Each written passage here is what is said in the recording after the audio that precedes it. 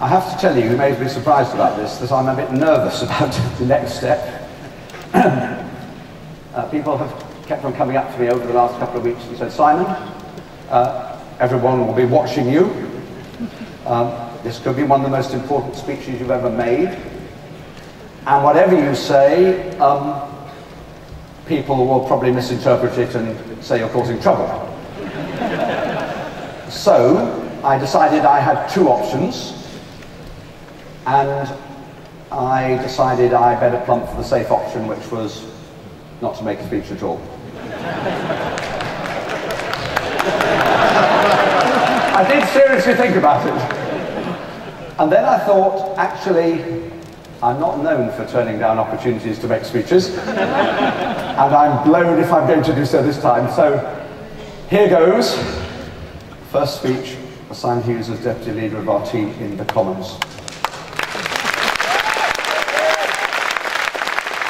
In my last speech as party president, 2 years ago, I told you to be more ambitious. Well, we've done ourselves proud.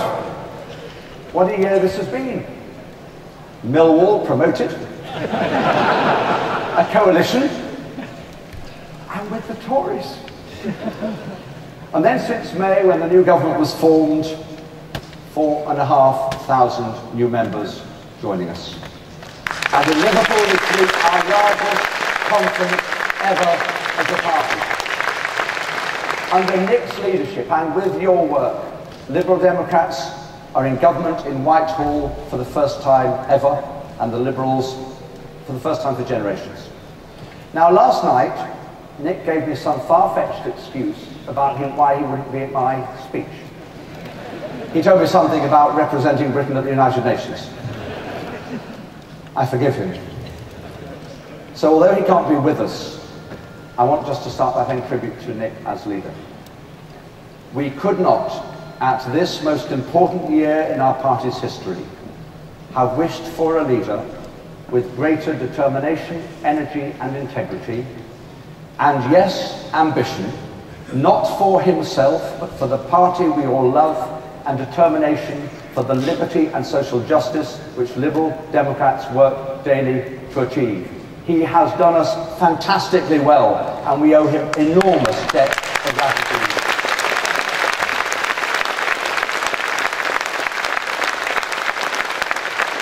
And I also want to say that it's been truly a privilege to succeed my friend and colleague Vince Cable as our Deputy Leader in the Commons.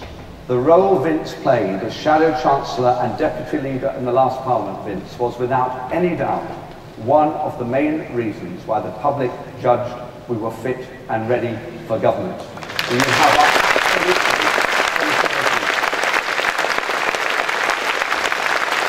our grateful thanks, and we wish you all the best for your hugely important job as Business Secretary of our country. We know you'll never, never cease battling for liberal democracy. Thank you, my friend, very much indeed.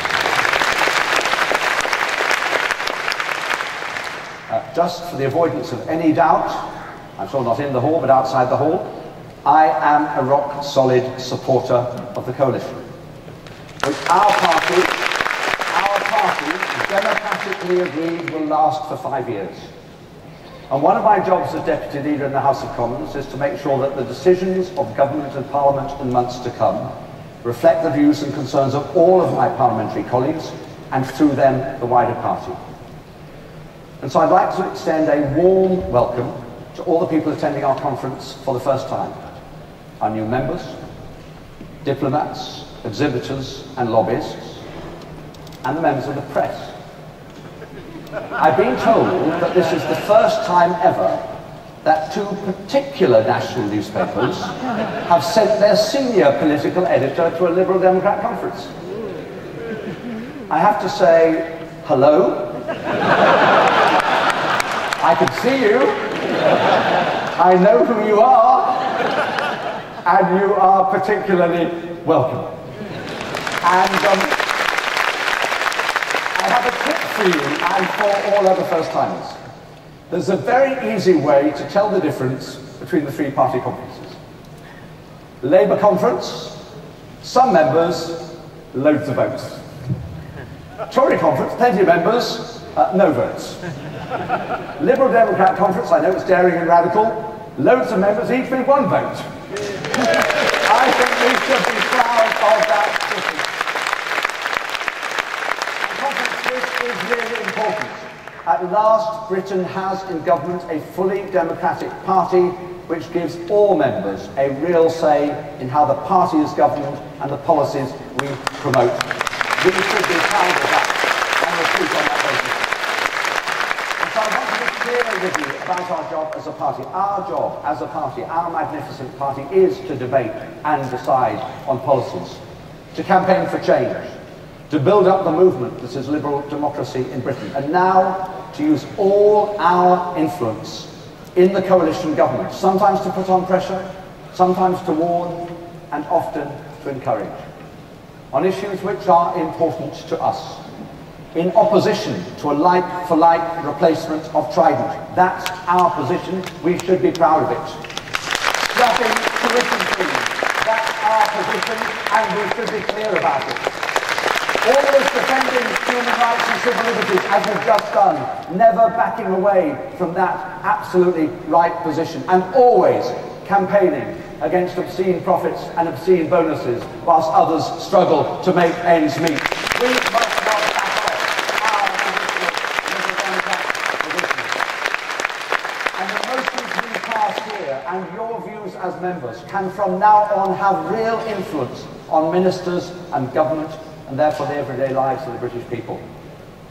Conference, I just want to remind you, no Liberal Democrat minister has become any less radical or less committed to freedom and fairness since they joined the government. Like you, like Vince, like me, they've spent years knocking on doors, handing out leaflets, campaigning for liberal democracy. And I want to absolutely straightforwardly tell you that from all my daily contacts with all of our colleagues, they are fighting every day to deliver liberal democracy in Britain. Of course, I understand that some of you have concerns as to some of our supporters. Coalition will not always be easy. You may not always like everything that this government will do, but as some of you know to your cost, I've been in opposition and on the opposition benches for 27 years. I've been watching things for all of those years I didn't like, and it didn't make it any easier for me or my constituents in South London to suffer things just because I knew I was not in any way responsible.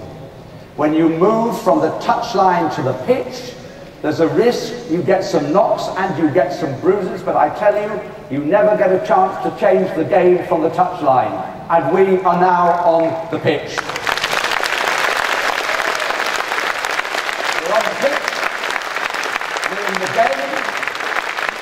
Thing that we can say with absolute certainty is that from now on we will not be ignored. Look at this conference and the size of this conference. Now we are a party which everybody is listening to, and by the way, I'm not just referring to my voicemails. Our new position provides us with a huge opportunity, and we will be failing generations of Liberals if we do not seize this opportunity to reach out across the country and spread the message of liberal democracy far and wide. We must not give up for one moment in our mission to attract new sympathisers, new supporters and new voters from every walk of life, from every community and country of the United Kingdom. More than at any moment since I joined this party and its predecessor party in 1971, more than at any moment in British post-war history, this is not the time for the liberal voice in Britain to be quiet or subdued or marginalised. This is the time to be talking and working to show what liberal democracy can do in all our councils and all our communities and in government in England and Scotland and Wales. This is the time to organise and mobilise and win more seats in Scotland next year for the Scottish Parliament, in Wales for the Welsh Assembly, and in 280 plus councils in England. Now we are at last the government of the United Kingdom. Now more than ever is the time to stand for liberal democracy. And then we can win the battles for liberal democracy, to create a freer and greener and more democratic Britain, entirely different from the legacy of Tory and Labour single-party governments over the last 50 years. Now, more than ever, is the time to say to people outside this conference and our party, outside to people campaigning at the gates, from business and from trade unions, whether you're a school leaver or an older person, join us now. Work with us now. Because now, at last, after 50 years in the relative national wilderness, we can change the future of Britain. And friends, we have the privilege of leading that change. But I want to be blunt with you, conference, because we're friends. If we're serious about growing our movement, we have two big pieces of work to do. From early next year, it's absolutely vital that we have in place the processes which guarantee similar numbers of women and men standing as Liberal Democrat candidates across Britain and in all target seats. And from early next year, it is absolutely vital that we have processes which guarantee that black and Asian and mixed race people from this country and those with disabilities also stand as Liberal Democrat candidates across Britain and in our target seats. And tomorrow's debate on diversity gives us the opportunity to take decisions which build much more quickly the diverse political party which will do justice to our liberal beliefs and ideas. When we go into the next general election, which will be in 2015, we must do so leading the largest, most popular and diverse Liberal Democrat Party that we have ever had, and we must start by voting for diversity tomorrow. But I have to tell you, this speech is not only about what coalition in government can do for our party, it is about what our party can do for government and for this country. Conference, we know what we're in government to do. You know the challenge in front of us, particularly to reassure our coalition partners, and in the spirit of pluralism, I would like to make clear our commitment to respectful consideration of all political views, and therefore I'm going to paraphrase Karl Marx. Men make their own histories, but not in circumstances of their own choosing. We would not have chosen these circumstances. A ballooning deficit already consumes a quarter of the government's total budget on interest payments. Nearly 2.5 million people are unemployed. There's a climate crisis on the horizon. The reality is that in so many ways, Labour has badly let Britain down. Labour has let down the millions of individuals and families, homeless or badly housed, who are left on a never-ending waiting list for a decent home. Labour has let down millions of students and graduates who now leave education with thousands of pounds of debt and struggling to find a job. Labour has let down the next generation, leaving us with one of the lowest amounts of energy generated from renewable sources in the whole of Europe. Now, David Miliband says that under him, Labour would suddenly be attractive to Liberal Democrat members. Ed Miliband said that we will, quote, decline and fray. How deluded can Labour be? Do they still not understand why Labour had their worst election result in nearly 30 years? So I have a message for the Milibands. Grow up.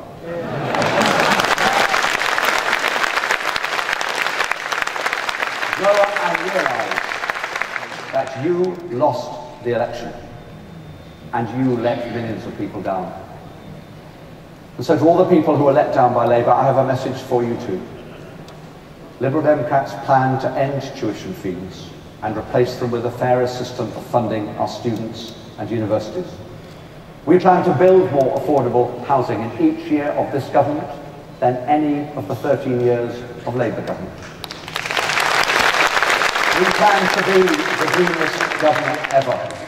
We are in government to build a different kind of Britain, a fair Britain, with an economy that works for us, an economy which creates good, sustainable jobs with good pay and provides for a decent living. A green Britain where we use only what we need and we conserve what we have, handing our planet on to future generations in a better condition than we found it. A free Britain where citizens are trusted to go about their daily lives without interference from the state. Because a government that cannot trust its citizens does not deserve the trust of its citizens. and a democratic Britain. And a democratic Britain where power is in the hands of the many, not the few, and where citizens can participate in how they want their country and their communities to be governed, and where they can elect a government which truly represents our country. Put simply, over 5 years we plan to create a more liberal Britain than we have today, and we are determined to succeed. The government's already achieved a remarkable amount in these few months. We've already torn down many of the shameful abuses of civil liberties which the authoritarian Labour government introduced, ending ID cards, initiating a review of pre-charge detention, ending the detention of children for immigration purposes. Chris Hughes is working hard, literally as we speak, to boost production of renewable energy, letting councils sell the energy they produce, which, building on the feed-in tariff, has completely changed the outlook for generation of energy by local communities around the country. Danny has showed us the other day how the government is determined to take on the tax evaders. And when we return to Parliament next month, Nick Clegg will steer the bill for a choice of a fairer voting system through the Commons. And our great, radical, progressive team in the House of Lords will, as always, work day and sometimes, yes, Tom, night, under Tom McNally's determined leadership to give us political and constitutional reform. So I want to say a word about the referendum next year. The Fairer Votes referendum is hugely important, not just for us, but for our country. It is simply unacceptable that so many people feel that their vote doesn't count and so many MPs are elected by a minority of their voters. We are regularly told that this country needs strong government. But a strong government elected by a minority of the electorate does not necessarily mean good government. It was a strong government elected on a minority of the vote which introduced the poll tax. It was a strong government on a minority of the vote which took us into the disastrous and illegal war in Iraq. We want governments which command the support of the majority of those who voted, and MPs who command the support of the majority of those who voted. And that's why we should be proud that now we have the first majority government representing the majority of British citizens since the Second World War. And I just want to reflect on the fact that we're the largest and strongest Liberal Party in Europe. Liberal governments are important, and not just here. I believe that if France had a really strong Liberal Party, there would be no mass expulsions of Roma people from France. I believe that if Italy had a really strong Liberal Party, there would be no Prime Minister who could legislate to protect himself from the proper workings of justice. We have the strongest Liberal Party in Europe. And now is the time for us at home and abroad to play to our strengths. We must do that together. We are an internationalist party. I want to say just a couple of final words which put all that we're doing in context. The oldest resident in my constituency in Bermondsey, one of my most enthusiastic supporters, who is now aged over 110 and still going strong, is Grace Jones. She grew up, she was born in the century before last. She grew up in the era of the great radical Liberal government which introduced the state pension and national insurance. We owe it to the Liberal voters and the campaigners over the last 7 decades, people like Grace Jones. But we owe it also to people you all know. People like Maud Harding and Hilary Wines, who died in Southwark just a few weeks ago. People like Nancy Sear and Joe Grimmond and Cyril Smith and Richard Livesey. To the people who have kept the flame of liberal democracy so proudly alive. And at the beginning of this century, we must be equally proud. We must be equally ambitious. And we must be equally radical. So that at the next election, when the public see the difference we have made, delivering a Britain which is fairer, freer and greener, they will know that it would not have happened without us. This is our moment. This is the best opportunity in the lifetimes of every single person in our party and in this hall. We're going to take this opportunity, but we take it together. And if we take it together, we will succeed. Thank you very much.